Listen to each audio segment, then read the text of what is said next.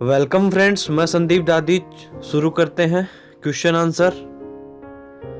हमारा पहला क्वेश्चन है, ब्लू रे डिस्क की धारक क्षमता के विस्तार की सीमा है। पहला ऑप्शन है 650 MB से 1 GB, 2 GB से 7 GB, 25 GB से 50 GB, लास्ट अपना ऑप्शन है 1 TB से 2 TB। तो फ्रेंड्स, इसका जो आंसर होगा वो मैं अभी आपको बता दूंगा। आप अपने माइंड में सोचिए कि इसका जो आंसर है वो क्या होगा। वीडियो को पॉज करके देखिए और वीडियो को पूरी देखना।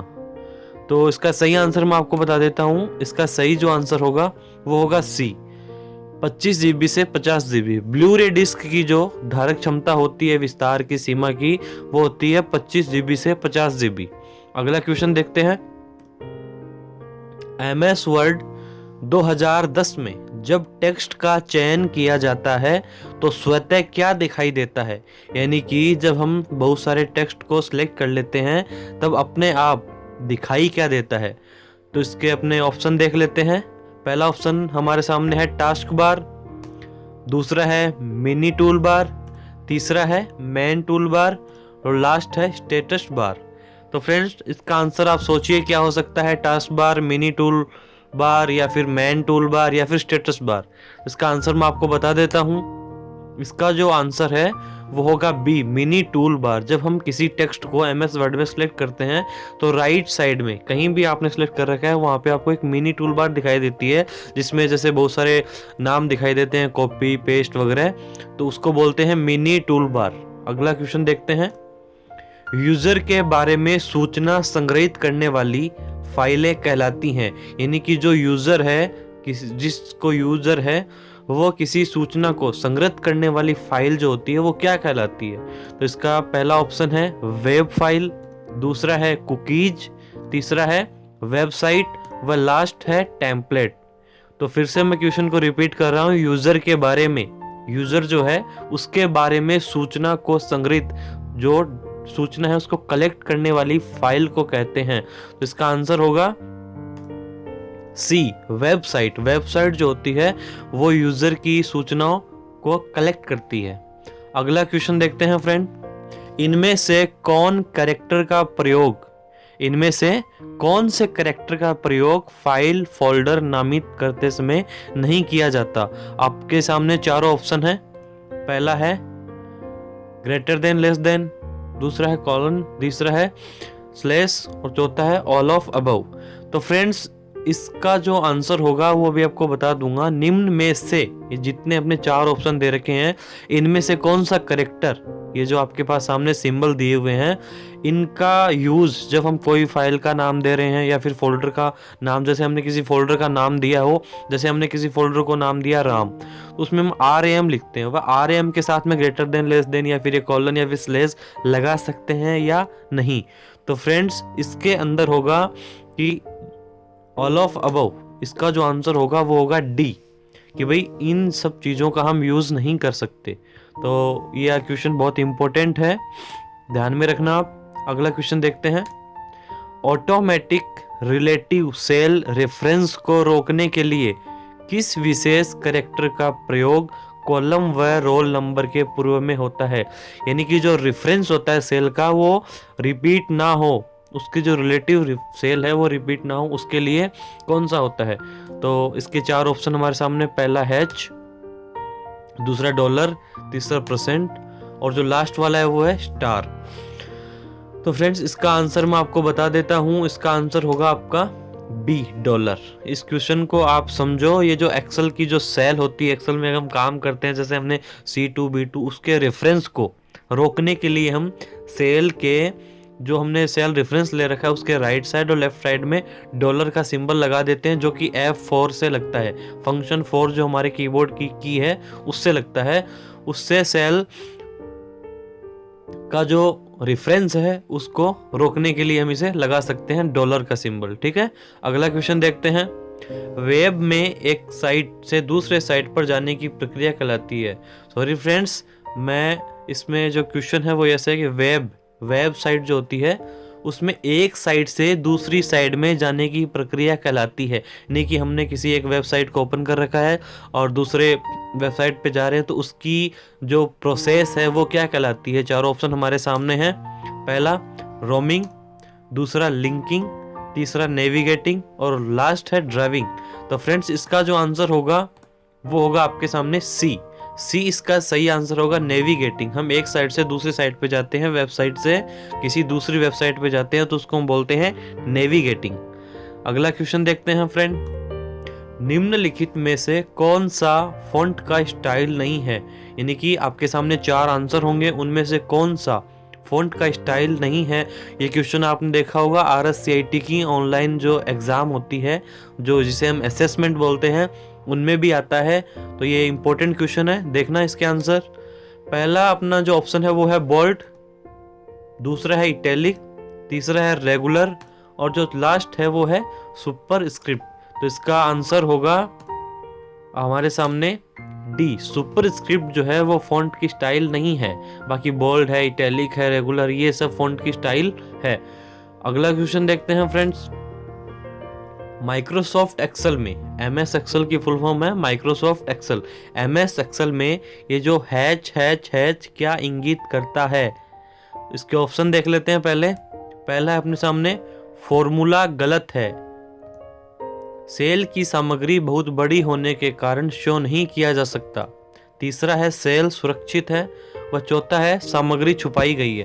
पहले आप इस क्वेश्चन को समझ लीजिए अच्छे से कि माइक्रोसॉफ्ट एक्सेल में जब हम काम करते हैं, यानी कि हम किसी सेल में हमने किसी बड़ी संख्या को मल्टीप्लाई किया, फिर हमने जैसे ही फॉर्मूला लगा दिया, एंटर किया, तो हैच दिखा देता है। तो उसका मतलब क्या होता है भाई, आपका जो आंसर जो आया है उसमें, जैसे मान लीजिए कि 20 डिजिट का है, तो उस सेल में पूरा समा नहीं रहा है, उसमें आएगा नहीं। तो इसका मतलब हो गया, इसका जो आंसर है वो होगा सेल की सामग्री बहुत बड़ी होने के कारण शो नहीं किया जा सकता।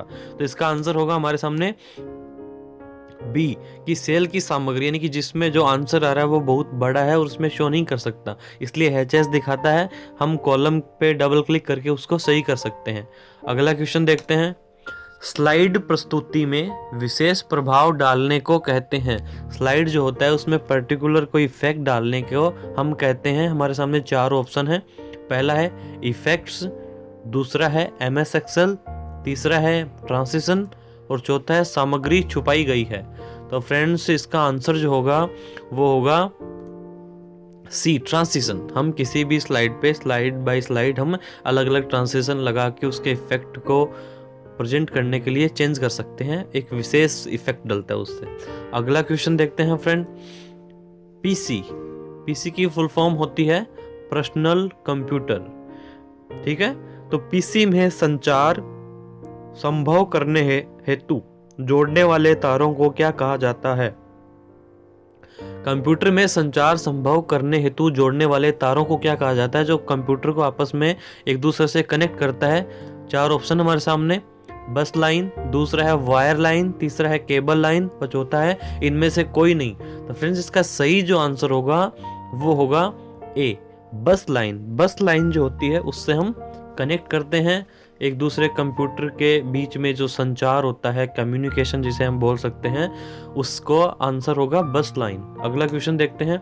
इनमें से कौन सा फाइल फॉर्मेट पावर पॉइंट 2010 में जोड़ा जा सकता है, यानी कि जब हम पावर पॉइंट में कोई प्रेजेंटेशन तैयार कर रहे हैं, हमें उसमें कोई वीडियो डालनी है या फिर कोई फोटो डालनी है, कोई फाइल डालनी है जिसे हम सुन सकते हैं, जिसे MP3 फाइल भी बोलते हैं, तो कौन कौन सी फाइलें हैं जिनका फॉर्मेट हम पावर पॉइंट 2010 में जोड़ सकते हैं। तुम्हारा पहला ऑप्शन इसमें है JPG, दूसरा है GIF, तीसरा है वेव और चौथा है ऑल ऑफ अबव। तो फ्रेंड्स इसका जो आंसर होगा वो होगा हमारे सामने डी, सारे के सारे। JPG होती है वो तो है एक पिक्चर का फॉर्मेट होता है। GIF भी पिक्चर के जैसे ही होता है, वीडियो सी प्ले होती हुई दिखती है, आपने देखी होगी।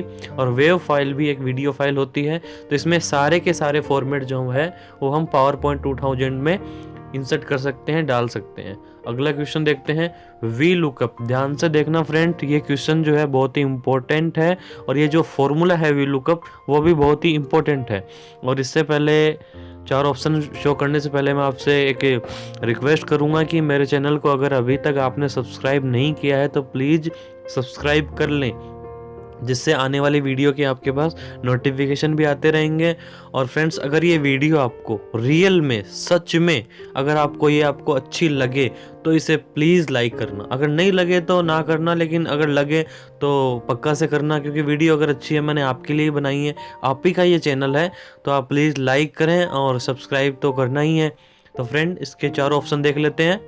पहला है हमारे सामने, ऐसे टेक्स्ट का पता लगता है जिसमें वी हो।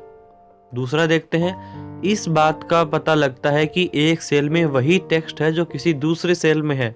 तीसरा क्वेश्चन आंसर देख लेते हैं, तो संबंधित रिकॉर्ड का पता लगता है।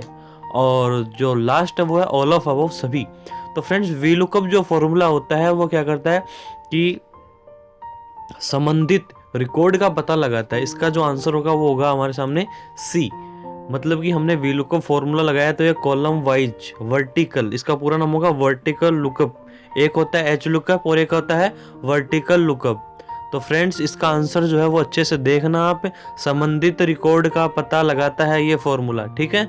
अगला क्वेश्चन देखते हैं, किसी चार्ट के ऊपर बना बॉक्स, किसी चार्ट के ऊपर बना बॉक्स, यानी कि ये टॉप की बात कर रहा है, जिसमें प्रत्येक व्यक्ति गत रिकॉर्ड का नाम अंकित होता है, कहलाता है। यानी कोई चार्ट बना हुआ है, उसमें जो ऊपर बॉक्स है उसमें किसी व्यक्तिगत रिकॉर्ड का नाम अंकित होता है, तो वो क्या कहलाता है। 4 ऑप्शन हमारे सामने है। पहला सेल, दूसरा है टाइटल, तीसरा है एक्सिस और चौथा है लीजेंड। तो फ्रेंड्स, इसका सही जो आंसर है वो हम देख लेते हैं। इसका सही जो आंसर होगा वो होगा डी, लीजेंड। लीजेंड जो होता है वो इसका सही आंसर होगा। किसी चार्ट के ऊपर बना बॉक्स जिसमें प्रत्येक व्यक्तिगत रिकॉर्ड का नाम अंकित होता है, तो उसका आंसर हो जाएगा हमारे सामने लीजेंड। अगला क्वेश्चन देखते हैं फ्रेंड, माइक्रोसॉफ्ट वर्ड में गटर की स्थिति को निम्न रूप में व्यवस्थित किया जा सकता है। फ्रेंड्स, आपको शायद हंसी आएगी, ये गटर जो नाम है ये क्या आ गया। आप MS वर्ड के पेज लेआउट टैब के अंदर जाना, पेज सेटअप के कॉर्नर पे क्लिक करना, आपको पता चल जाएगा कि गटर क्या होता है। हमसे इस क्वेश्चन में पूछा गया है कि MS वर्ड में गटर की स्थिति को निम्न रूप में व्यवस्थित किया जा सकता है।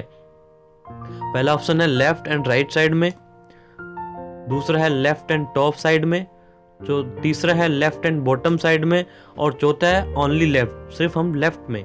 तो फ्रेंड्स, इसका आंसर अभी मैं शो कर देता हूं। इसका जो आंसर होगा सही वो होगा बी, लेफ्ट एंड टॉप। यानी कि हम गटर की जो पोजीशन होती है उसको हम लेफ्ट साइड में भी कर सकते हैं और टॉप साइड में भी कर सकते हैं। और इसी में मैं आपको एक इम्पोर्टेंट बात बता देता हूं कि गटर की पोजीशन बाय डिफॉल्ट हमेशा लेफ्ट होती है। याद रखना, बाय डिफॉल्ट इसकी पोजीशन लेफ्ट होती है। वह हम इसे टॉप भी कर सकते हैं, वह लेफ्ट भी कर सकते हैं। थैंक यू फ्रेंड्स, मिलते हैं अगली वीडियो में।